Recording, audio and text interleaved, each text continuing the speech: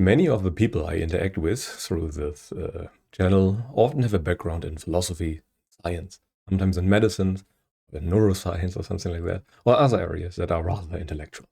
As a result, they approach the Dhamma from an intellectual standpoint, and over time it leads to a certain aroma that outsiders that are new to this channel perceive. They think that the Dhamma is difficult, hard to understand, complex, complicated, philosophical, and often get quite intimidated. But is it really the case? Is the Dhamma for big brain people only? Let us find out today.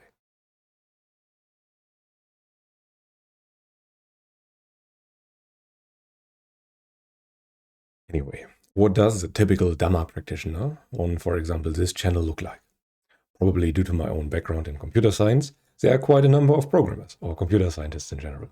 There are philosophers and those who study any of the above topics. Sometimes there are neurologists or other people who are more invested in brain sciences or other behavioral sciences or areas bordering consciousness.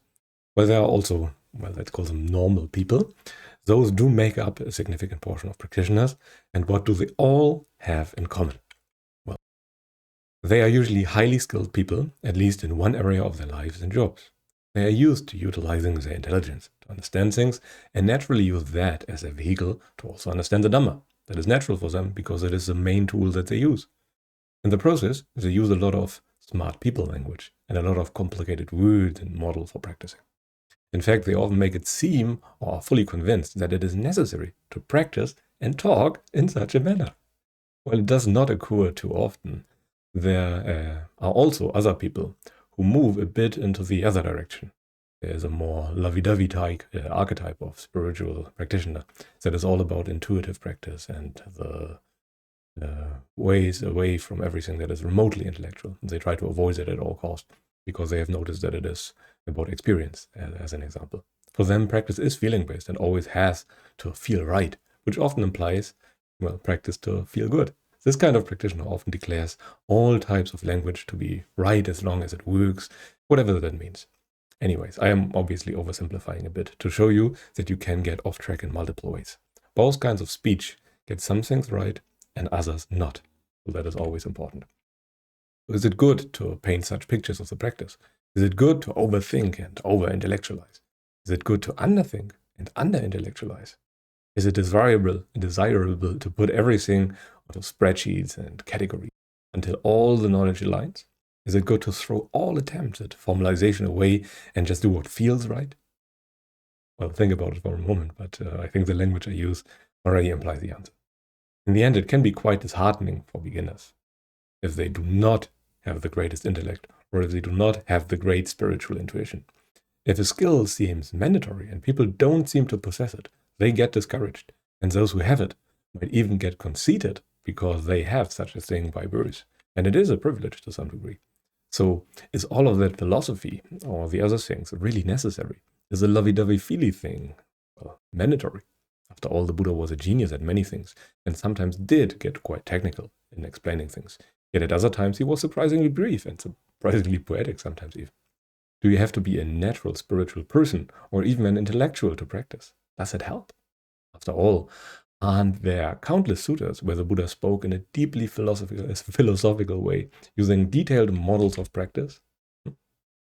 Well, that might have been the case, but there are also counterexamples from, for example, Theragatha 10.4, where the Buddha went down a very different route too. And it goes as follows. My progress was slow. I was despised in the past. Even my brother turned away, saying, "Go home now." Then the Buddha came and touched my head. Taking me by the arm, he brought me into a monastery. A teacher, out of compassion, gave me a full wiping cloth, saying, "Focus your awareness exclusively on the clean cloth." After hearing his words, I happily did his bidding. I practiced samadhi for the attainment of the highest goal. I know my past lives, my clairvoyance is clarified. I have attained the three knowledges and fulfilled the Buddha's instructions. This was a person, or this is a snippet from the suttas of a person who had literally no skill at all. He could not even remember the simplest instructions. And yet, he was able to become an arahant. So, even one example would show that it is clearly not necessary to have all those philosophical models, to have all those spreadsheets and the complicated way of phrasing things. All of this is rather not mandatory. When it is clear that the lovey-dovey type of person cannot be right, too, exclusively at least, as the Buddha did use such models all the time, yeah, the other type is a bit more difficult to understand. Anyway, given that sutta, was that a special dumb people sutta or something? It might even be the case that it was. But the thing is, the suttas are always pointers that use the language that the trainee understands best. If you do not know all the difficult words and models to make sense of the world around you, what use would such words have for you? As Buddhist nun Ayakema often said, words are like fingers pointing to the moon. And she was right in that. Words are not the moon. They are fingers pointing to the moon. While literally anything can be a right pointer for your mind if your mind is inclined that way. And interestingly, the intellectual type of person can run into a lot of trouble falling for an intellectualized counterfeit of the practice. They think themselves to be great big-brained practitioners who do the right thing while not realizing any of the fruits of the practice the Buddha described. They completely miss the mark and do not properly realize that the Buddha indeed said that experience converges upon feeling. And you must include that in your practice. It cannot be devoid of craving, devoid of the Four Noble Truths. So interestingly, whenever the Buddha mentioned the attainment of samadhi, which is very close to liberation, by the way, he rarely mentioned intellectual things, but instead focused on 5 other aspects that are more feeling-based, and those are gladness or joy, they are pliancy, bliss, and concentration or samadhi.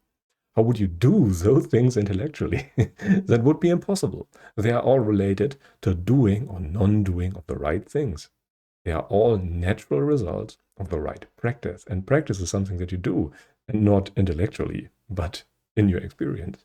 If you miss those in your practice, those 5 things, could that practice really be right and leading to samadhi?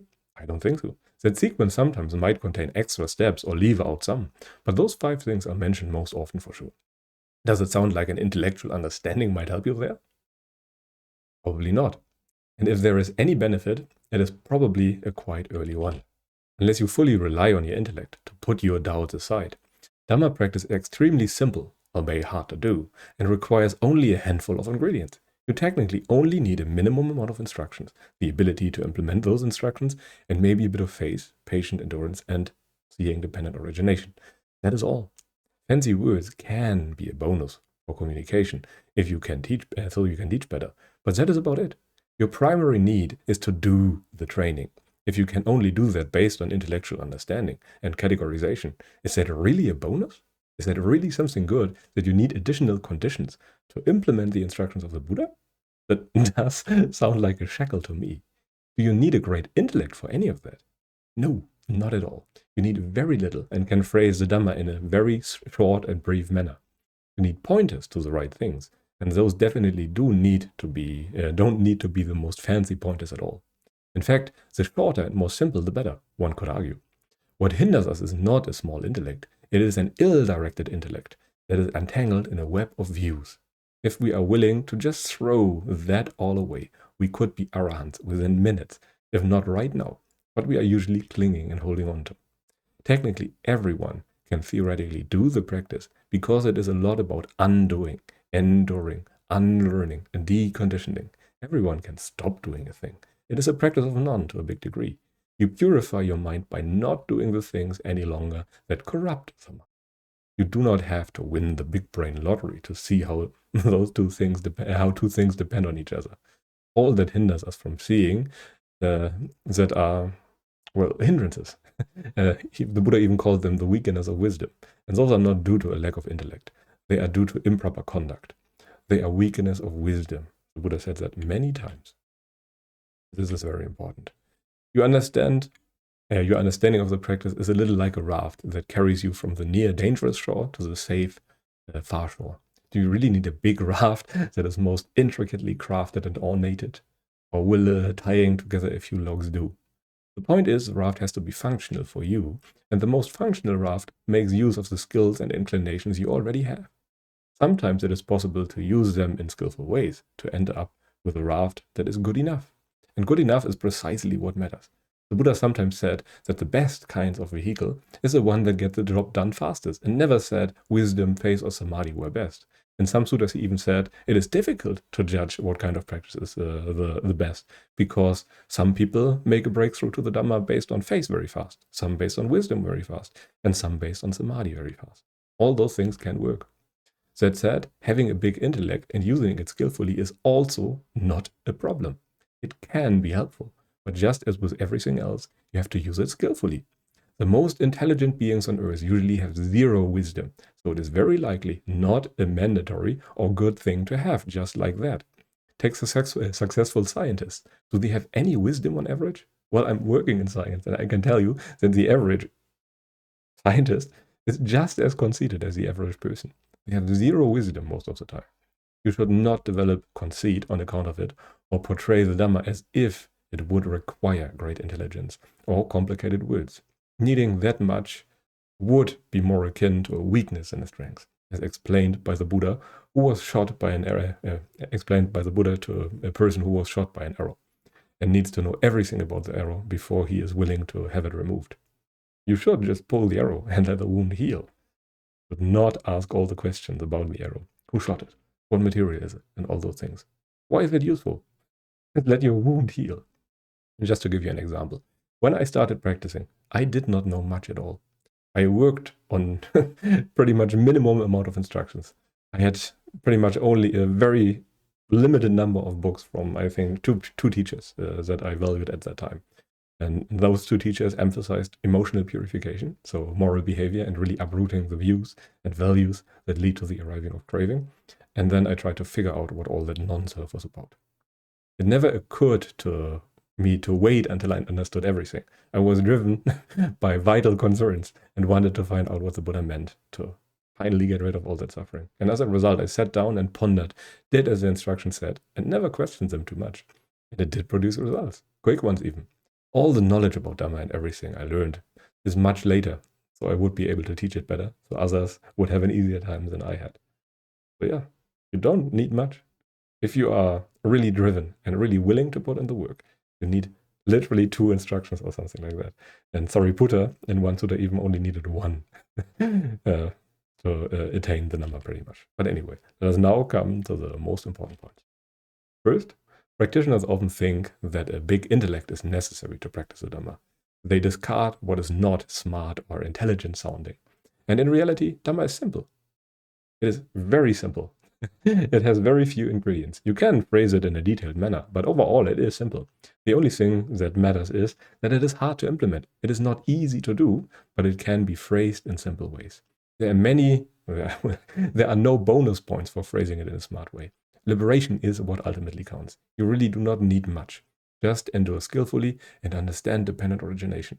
All the intellectual games are there to get you to actually do it. If you have a big intellect, then use it in a skillful way. Do not develop conceit around it. Do not always use smart people language. Rather, start practicing. The intelligence should be a tool to actually get you to do the work. That is what really matters, your liberation. But anyway, this should be enough for today. Thank you very much for watching. If you enjoy what I do, feel free to do all the YouTube things and everything. And if you wish, feel free to join the Dhamma Hub Discord to meet a few like-minded practitioners. But until then, I wish you a pleasant day and goodbye.